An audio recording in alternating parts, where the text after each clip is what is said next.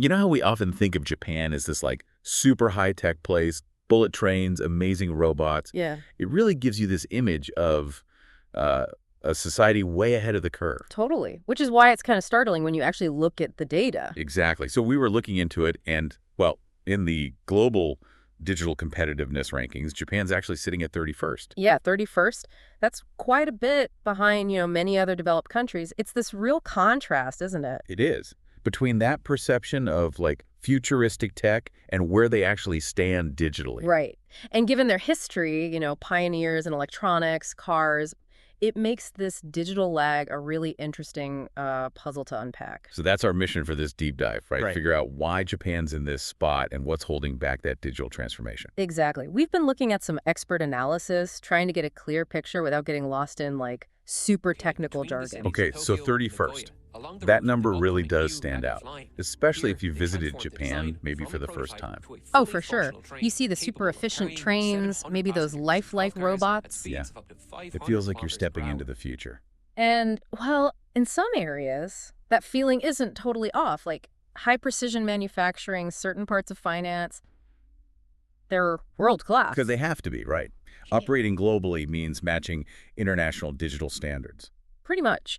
But then you look at the sectors more focused domestically. That's where the picture starts to change quite a bit. And this is where it gets really interesting, I think. This slower digital pace, it doesn't just exist on its own, does it? It seems to have other effects, like cybersecurity. That's a really crucial link. Yeah. Holding back on fully digital systems can, maybe without meaning to, create vulnerabilities. And we're seeing that play out. We are. There's a worrying trend, actually. Cyberattacks targeting Japan are definitely on the rise. In the past year, the daily average of suspicious internet incidents hit over 9,500. Wow, over 9,500 a day. That's huge. It's a record high. And these aren't random pings, They're targeting key areas. Like what sort of areas? The semiconductor industry, for one.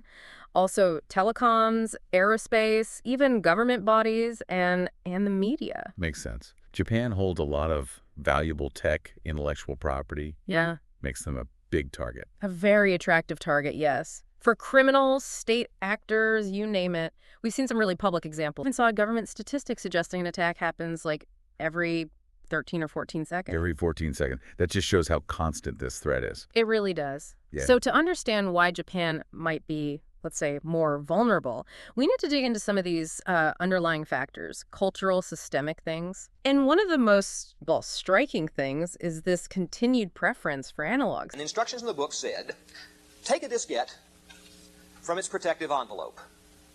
Now, the protective envelope stayed in the box, as it often does, and all he had in his hands was this, and he read the paragraph again. Remove the diskette from its protective envelope. So he did. Now, he didn't do it quite as dramatically as that. You're going to see it on the videotape. But it is I went to Poughkeepsie with this story, and they said, oh, yeah, people have been tearing these things up for years. Years. Systems in a lot of places. Oh, yeah. The floppy disks. I couldn't believe it when I read the government was still using them until, like, really recently for Wow. official stuff. It feels like something from another era, doesn't it? But it highlights this tendency to stick with what's established these legacy systems and kind of patch them up rather than jump to new digital options. A sort of if it ain't broke, don't fix it Yeah, mentality, maybe. Even if it's really old. something like that. There seems to be a deep comfort in the familiar, what's seen as reliable. I mean, think about this. Even though Japan was early with things like mobile payments, a 2020 survey found over 40% of people were still using fax machines. 40%. In 2020, that's surprising. It is. And then you have the Henko. The personal seals. These aren't just like fun stamps, are they? They're serious business. Very serious, deeply woven into daily life. For ID, banking, official documents, everything. There's even the 3-piece set people have. All right, the registered seal, bank seal, common seal, each for different things. Exactly. And even with digital signatures being a thing everywhere else, lots of organizations in Japan still prefer the Henko. I heard that during the pandemic, people working from home still had to physically go into the office just to stamp papers. An incredible 60%, yeah, that's what was reported, just to put a stamp on something. Wow. Now, they have made some progress. As of 2020, over 14,000 procedures don't need a Henko anymore, but they're still needed for 83 different things. Still 83. It really shows how embedded that physical validation is compared to digital efficiency. It clashes directly, yeah. It's a deep cultural value. Though I did read about one Henkel maker who's trying to adapt, starting a blog, take online orders. So maybe it's slowly changing. That's a good sign, definitely adaptation. But this tendency, this preference for the established, it goes beyond just physical things like Hankos and floppy disks. How so? Well, there seems to be a broader sort of national characteristic, maybe. A cautiousness about adopting totally new systems, prioritizing peace of mind from sticking with familiar, reliable methods. And it's not just older generations feeling that way. Surprisingly, no. Some analysis suggests even some younger people might not be using digital tools super extensively at work. Huh. Why would that be? Well, maybe some choose more traditional career paths where those skills aren't the main focus. Plus, there's a really strong cultural emphasis on harmony, stability within companies. So keeping things running smoothly might sometimes trump, like pushing for super fast efficiency with new tech. Potentially. Yeah. Think about this example. One Japanese manufacturer apparently took 2 weeks just to get approval to install antivirus software. 2 weeks. For antivirus in tech time, that's like forever. Right. It shows how that consensus-based decision-making, while good in some ways, can really slow down tech adoption. Yeah, you need multiple executives to sign off on Mm. that traditional process. Exactly. Which brings us back to that contrast we mentioned earlier between the globally focused sectors and the domestic ones. Right, you said finance and manufacturing are more advanced digitally because they have to compete internationally. Correct. Compared to, say, tourism or even parts of the railway system, which are more domestically focused and might have lower IT dependency. Okay, and then there's bureaucracy, Oh, red tape. yes, that definitely plays a part. Even seemingly simple things can get incredibly complex and paper-heavy. Ugh, tell me about it. I read the process for just moving how. It sounds like a nightmare. So many forms. Multiple forms, yeah. And navigating the online government portals like Mina Portal isn't always straightforward. A lot of people just find it easier to go down to the local office in person. Because finding the right forms online is tough, and you need so many physical documents anyway. Often, yes, it pushes people back to the old ways. Now let's shift gears a bit and look at the economic and business side of things. Okay, like how companies prioritize spending. Exactly. There's this tension, right, between focusing on day-to-day operations and making those big, maybe expensive, long-term investments in IT. Understandable, especially if the economy's been a bit stagnant. For sure.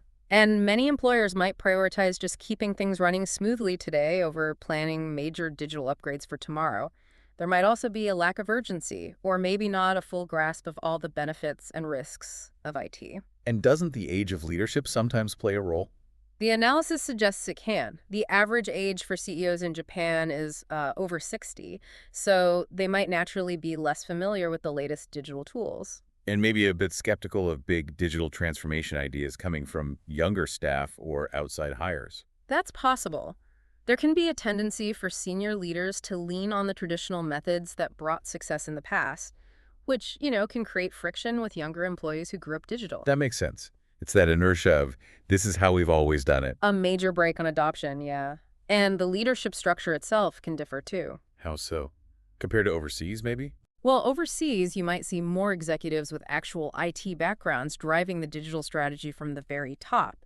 In Japan, IT departments are often seen more as, like, support, keeping the current systems running. Not necessarily as strategic drivers of innovation. Less often, perhaps, which can create a bit of a gap between what the business executives want and what the IT teams are focused on technically. Okay. And what about all the small and medium-sized businesses?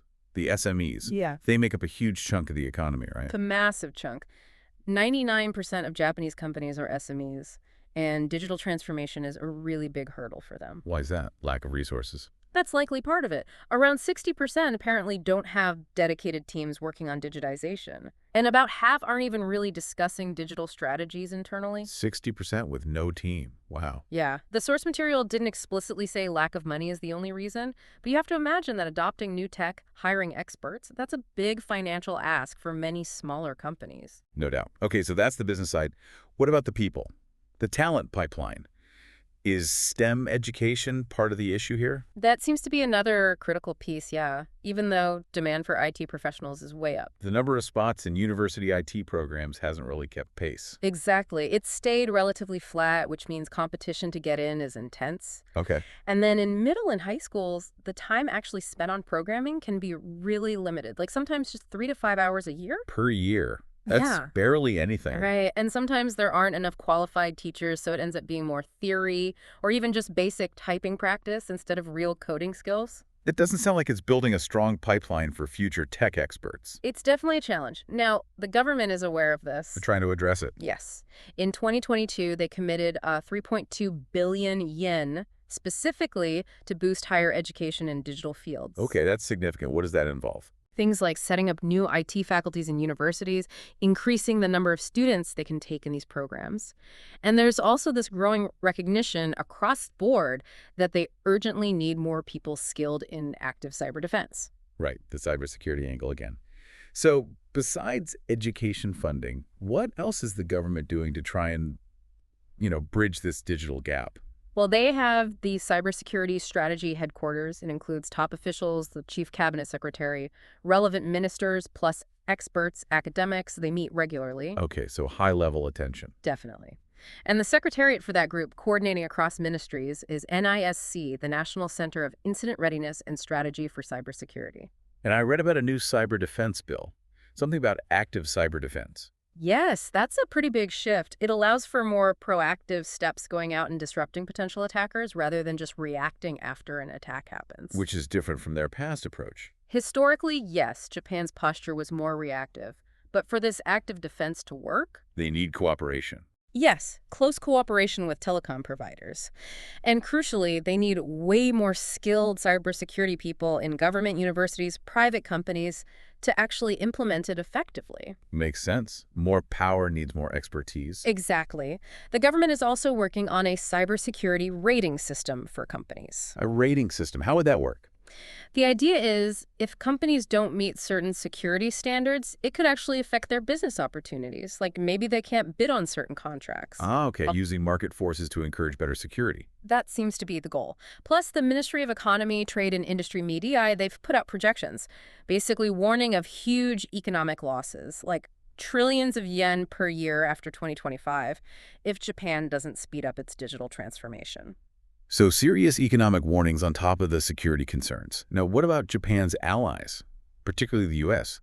Does this cyber vulnerability affect that relationship? It absolutely does. Japan's cyber readiness, or lack thereof, is seen as a factor in the security alliance. Concerns from the U.S. side.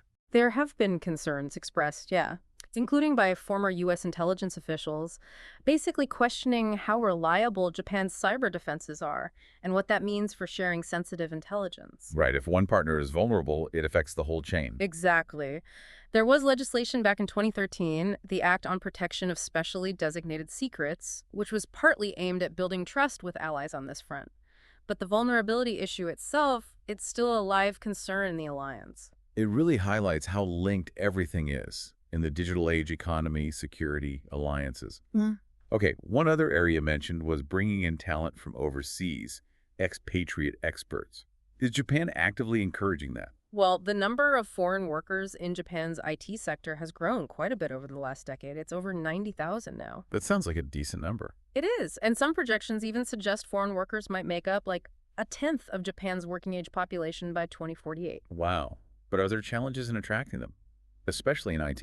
There are. One potential issue is salary IT pay might be lower in Japan compared to, say, the US or parts of Europe. And some Japanese companies, especially SMEs, worry about cultural fit or language barriers. So, practical hurdles. Yes. There's a growing understanding that eliminating any kind of discriminatory treatment based on nationality is really key if they want to welcome and integrate that foreign talent effectively. I remember reading about a robotics CEO who had a really diverse workforce, lots of non-Japanese students. Right, and he specifically talked about the value of those diverse perspectives for innovation, contrasting it with Japan's more traditional focus on, everyone fitting the norm. Interesting. So awareness is growing, but maybe still work to do on the ground. Okay, one last quick check. Mhm. Did the analysis say anything about salaries? Like, Are STEM graduates, especially in IT, generally paid better than non-STEM grads in Japan? The sources we looked at didn't give like a direct side-by-side number comparison, At but least you can infer. you can definitely infer. Given the clear rising demand for IT professionals, the intense competition for those university spots we talked about, and the government actively investing billions to create more IT graduates. It strongly suggests those skills are highly valued in the job market. Exactly. It points towards a pretty favorable job outlook and likely higher earning potential for graduates in those tech fields compared to many non-STEM areas. Okay, got it. So bringing this all together, Yeah. it seems Japan's digital ranking isn't because they lack tech history, but it's this really complex mix, isn't it? It really is. You've got deep cultural habits, the preference for analog, the Henko, valuing stability, then systemic things like bureaucracy, slow decision making. Plus, business priorities often focus on the short term, maybe leadership less familiar with IT, challenges for SMEs. And that growing, but maybe still insufficient, pool of domestic digital talent linked back to education. It all interacts. And the consequences are real economic risks, cyber vulnerabilities, even impacting key alliances like with the US. Precisely. The big challenge now is finding the right triggers, the right catalysts to really accelerate that digital shift across the whole society. They need to build on their strengths, but also tackle these obstacles head on. Which really makes you wonder, doesn't it? Yeah. Given Japan's incredible achievements in other tech areas throughout history, what could be that specific spark?